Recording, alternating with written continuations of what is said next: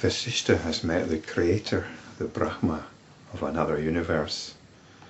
And this universe apparently exists inside a rock in the Loka mountains, which is on the edge of the earth plane. And this Brahma, this creator, is about to dissolve the creation. The creator is about to turn his attention to the infinite consciousness, which is just consciousness. It's worth bearing in mind that perhaps this is part of Vasishta's own realization, just as when he met the celestial lady who was the apparent wife of this Brahma. This Brahma is our own cognitive process. It's that which builds up the reality of the world that we think we live in. And that reality is about to be dismantled. Vasistha continued, having said this, the creator of the world in the rock entered into the deep and final state of meditation. He uttered Om and contemplated on the last phase of its intonation. That would be the just as it's fading out. His mind was utterly calm. He remained as if he were a painted picture. Vasana, the embodiment of the psychological conditioning in the form of the lady, also followed the creator and entered into deep meditation. This vasana was the deepest longing which had played itself out and become dispassionate. She attained the form of space. I too entered into deep meditation and witnessed all these, having become the omnipresent infinite consciousness. She attained the form of space. Now, what does this mean? Well, this is one realization of what we are. We are space for everything that exists. That's actually our reality. As the notions in the cosmic mind of the Creator began to die down, at that very moment itself the earth with its mountains, continents and oceans began to disappear. The grass and trees ceased to be. The earth is one of the limbs of the cosmic person, the Creator. Hence, when the cosmic person withdrew his awareness from it, the earth ceased to be.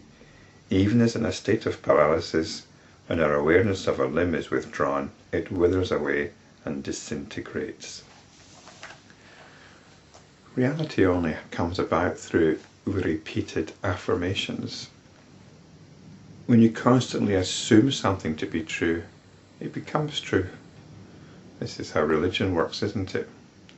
But it's also how all our impressions of reality work, whether scientific or religious or political. When you start emphasizing one point often enough and repeatedly enough, it becomes your truth. It becomes your reality. And when you stop doing that, then you move on. You mature, perhaps. You mature. The earth was hit at the same time by numerous natural catastrophes. The evildoers were burnt by fire and they headed for hell. The earth had lost all its charm and its fruitfulness. The women had become immoral and men had lost their self-respect. A dense dust storm arose, veiling the sun. The people were distressed by the pairs of opposites, which in their foolishness they subjected themselves to. I suppose the idea here is that when you're about to die, the prospect of death focuses the mind somewhat and puts everything into another context, another perspective. On account of floods and famine, wars and pestilence, humanity had been decimated. On account of numerous sufferings, people had become uncivilized and uncultured. Because of the suddenness with which all these terrible things happened, the noble people of the earth perished, and there was hue and cry everywhere.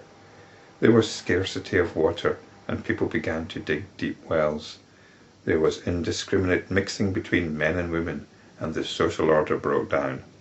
Everyone lived by trade. Women earned their living by exhibiting the beauty of their hair. Kings followed the dictum, might is right. There was unrighteousness everywhere. The leaders were devoted to intoxicating drinks. They harassed and tortured the learned and the saintly men. People resorted to other ways of living, or other faiths, than that which was natural to them. The learned men became subject to violence and aggressiveness. Temples were looted. Even the holy ones abandoned the performance of the religious rites on account of laziness. The cities had been burnt down by the fire that showered from the skies. Seasons became erratic. Thus had the earth element reached its destruction, since the Creator had merged himself in the infinite consciousness. So it's the end of the world. It's the end of the world scenario. Most religions seem to have one, don't they? And even if you're not religious, there seems to be a penchant for end of the world scenarios in drama, in cinema, and so on. We like stories about the end of the world, don't we? I wonder why that should be. Perhaps we're trying to tell ourselves something. The cosmic dissolution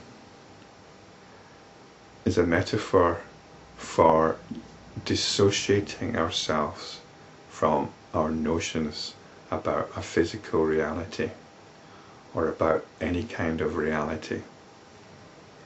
It's a way of telling ourselves there's no point in investing in this. It's ultimately going to crumble. It's going to crumble with your personal demise, or perhaps society will break down. Perhaps there will be natural disaster. Why do we invest in it?